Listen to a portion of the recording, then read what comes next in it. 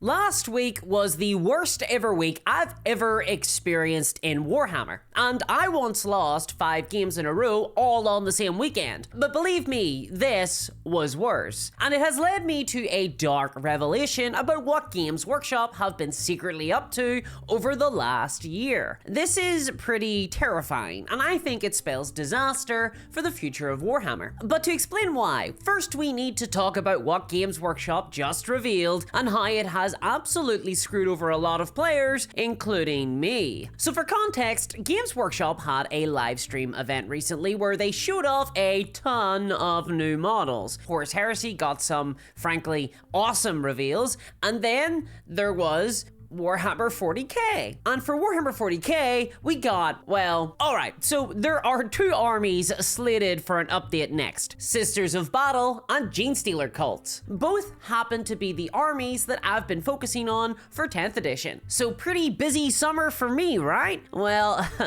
I've been loving both of these armies. I'm having a lot of fun with these girls and kinda human 3-armed goblins. So this event should have been incredibly exciting for me, but unfortunately, we have to talk about it. So firstly, Games Workshop revealed a new model for Sisters, and this is where things started to go very, very wrong. So I love the Seraphim and Zephyrim models. They're legitimately some of my favorite Warhammer minis, and the new model that Games Workshop revealed is a Canoness with a jump pack, and while I should be really excited for that, no joke, she looks exactly 100% like a standard Zephyrim. I'm really not kidding. Here is the new Canoness, and here is a Zephyrim Superior. Compare the 2 models, and I can't tell the difference. The breastplate is the same, the cloth tabard flows between the legs exactly the same way. There's the same details, the same jump pack. There is literally nothing special about this new character, except that she gets an even more generic head, and they've replaced her flight stand with some copy-paste generic terrain, and as a result, she looks like she's falling rather than soaring majestically in the sky. The only cool element to this model is the Eviscerator, but otherwise, she is a copy-paste model made up of existing sprues. I don't want to be mean here, but I really think that someone made this model on their lunch break, and Games Workshop have been doing this for a while. There's an entire range of Space Marine captains that are generic copy and paste models that just make their way out the door, and now Sisters are being treated the same way. It's incredibly disheartening. I mean, Games Workshop can make great looking models, but executives are clearly pushing their design team to create too many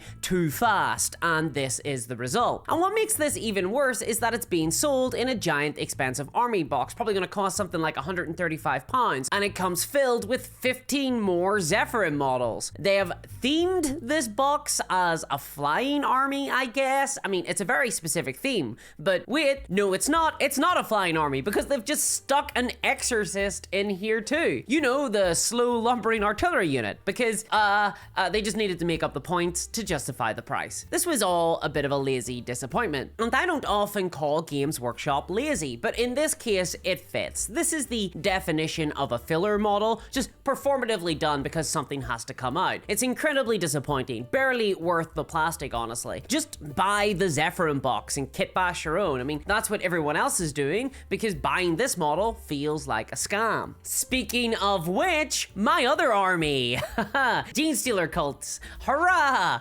They did not come well out of this either. So check this out, right? Genestealer Cults have 22 entries in their codex, of which 13 are characters. That's more than half of their datasheets are just character models. There is one thing that Genestealer Cults do not need, and it's another character. And of course, Games Workshop have delivered another character. This is the Bene Effectus. Now, in this instance, at least, the character looks okay. It definitely has a vibe. Personally, I'm not really a fan. It's not what I was looking for at all with Genestealers. I mean, we already have 2 better looking Psyker models, so adding another one doesn't really impress me, even if you give them a big brain. At least the giant brain does give give the Benefactus a slightly unique silhouette though, except we have sort of seen this model before. The big brain boy archetype was arguably done better in the Delaque Spiker and the Blackstone Fortress Rogue Psyker models. Although apparently this one is a woman. Whatever, I'm still gonna paint her blue, call her Megamind, and you can't stop me. I will find ways to satisfy my sick, twisted fantasies. Another win for the Minions hobby. Still, we really did not need a new character. Honestly, there's just so much design space for Genestealer cults that GW are just leaving on the table. I really wish they'd go further down the workers rise up vibe of the faction. I mean, the army basically already looks like the Brotherhood of Nod. Why not just go all in? It's not like EA care about it anymore anyway. As a faction, we are really struggling with anti-vehicle right now, so why not produce something like a guerrilla ambush rocket team that can fire rockets and redeploy behind cover? You know, like a 3-man mobile AT squad. That would be really cool, and it would empathize, and it would demonstrate their guerrilla tactics. But no, we get a giant brain. Okay. Meanwhile, Games Workshop are revealing these awesome looking Nightmare Genestealer models for Necromunda. I mean, God, these would have worked so well as new units for the cults. I mean, radioactive Genestealers, make them a bit weaker, make them explode. That would have been pretty cool. And obviously, of course, this new brain bug is being sold in a giant battle force. Sorry, did I say a giant battle force? I meant a slightly bigger version of our combat patrol with an extra truck. This one at least feels pretty good, mostly because our combat patrol felt pretty good. There's a lot of models in here. Forget about the points values, free yourself from that made up value. But still, the Benefactus is locked away in here. And because this battle force is marginally good, it is going to sell out immediately like the Orc battle force did last month. That was gone literally in seconds at launch. So what the hell is going on? Why was this 40k event so lackluster? Why did both factions just get a single new character? And the answer is simple, and it's sad: the profit margin. Games Workshop love releasing individual hero characters because it means that they can copy and paste a few existing STL files together, put them on a small sprue, maybe add 1 or 2 weapon options, make the model monopose so you don't even have to think about it, and then sell it for $35 and call it a day. No, sorry, I mean sell it in a big bundle of existing models for $200, then release it 6 months later, if that, for $35, and then call it a day. These character models are just an excuse to print money, but it genuinely sucks for anyone hoping for cool stuff from these releases. I mean, Games Workshop are not an indie studio, and frankly, I wouldn't mind the occasional filler release if it wasn't for 1, the price, 2, selling them in FOMO boxes that exploit the player base, and 3, alongside these fillers, everything else gets ruined. Because what I've talked about isn't even the worst part about this event. Oh no, it gets way worse, because Games Workshop have also deigned to update the combat patrols of these two factions, and it's really not good. Okay, let's start with Sisters. They have lost their previous combat patrol. Now, this old patrol could always have used an update. The models in it are monopose. They have no weapon options, and that sucks. But as a bundle, that combat patrol had the upside of coming with a large variety of models. You'd get 3 Flagellants, 5 Seraphim, 5 Repentia, 10 Sisters, a Penitent Engine, a Rhino, and a Canoness. That's a huge amount of variety. Like buying a pack of the small cereal boxes. You're not gonna get as many, but hey, you have fun mixing them up, and it's a fantastic introduction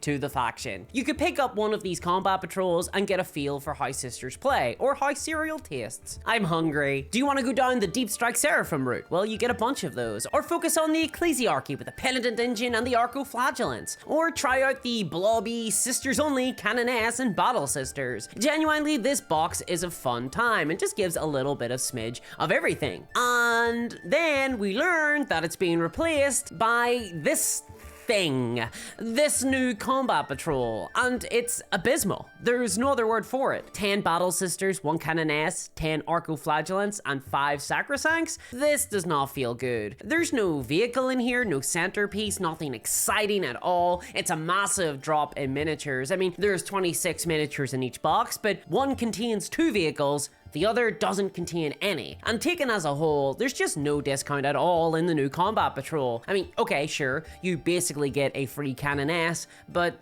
that's it. In fact, we've seen this new combat patrol before. It used to be our boarding patrol, except it came with 10 repentia rather than arcoflagellants, and it was $20 cheaper. This again just feels like a giant scam. The box is awful, and Sisters of Battle players are extremely disappointed. Everyone I've spoken to is just aghast that this is the new combat patrol. Genuinely, everyone's just surprised, shocked, and horrified. But what's even worse than that is the Gene Stealer cult update, because yeah, they also got a combat patrol update, and dear god, Gene Stealers just became basically impossible to collect now without literally doing a bin and robbing the stock market. And I'm not exaggerating here. Look, Gene Stealer cult is a horde faction. They are cheap and cheerful, and they come with tons and tons and tons of bodies on the field. That means that those bodies need to be affordable to buy, and they used to sort of be reasonable to collect. The old Gene Stealer cult combat patrol came with 20 neophytes, 5 abominants, 5 hybrids, a magus, and a rock grinder. This is a fantastic combat patrol, and single-handedly made the Gene Stealer faction collectible at a relatively reasonable price. I mean, this box made it possible to get the 60 neophytes that everyone would use in their army. Seriously, 3 of these combat patrols form the basis of most Gene Stealer cult player armies. Remember, half our data sheets are characters. We all use a ton of neophyte troops. It's all we've got. And this box contains almost everything that isn't a character data sheet. So what are Games Workshop deigning to replace this with? Well, we're getting this Bizarro World box that has 5 bikes, 10 acolytes, a jeep, and a Jackal Alphas.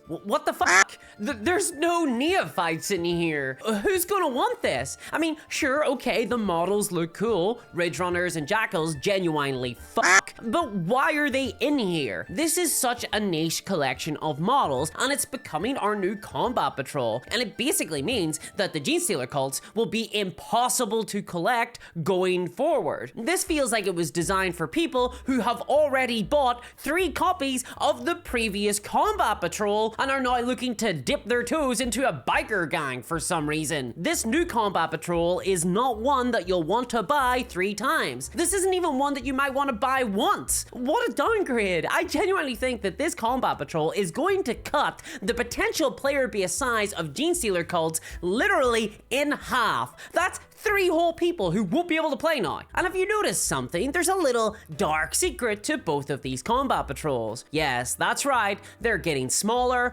and more expensive than the previous iterations all across the board. I mean, aren't these things meant to be the starting point for new players? Aren't combat patrols what people get recommended to buy when starting a Warhammer army? And that's when I started to realize that there is something deeper here, because 10th edition Warhammer is going to forever be known in the future as the edition where Games Workshop fully enshittified Warhammer. Now, this is a bit of a technical term, but enshittification is the process by which platforms, or in this case, games, die. It's a pretty simple process. First, a platform or games company are good to their users. Oh, what a lovely starter set. And then once they have a captive audience, they abuse those users. Oh, a new codex? Oh, the combat patrol got worse? And then everyone leaves, so the platform dies. While this was first coined to describe platforms like Facebook, Amazon, Reddit, it has grown to include almost every single industry. And Warhammer has not been safe from this. Companies fall into this trap because in the short term, it feels really good.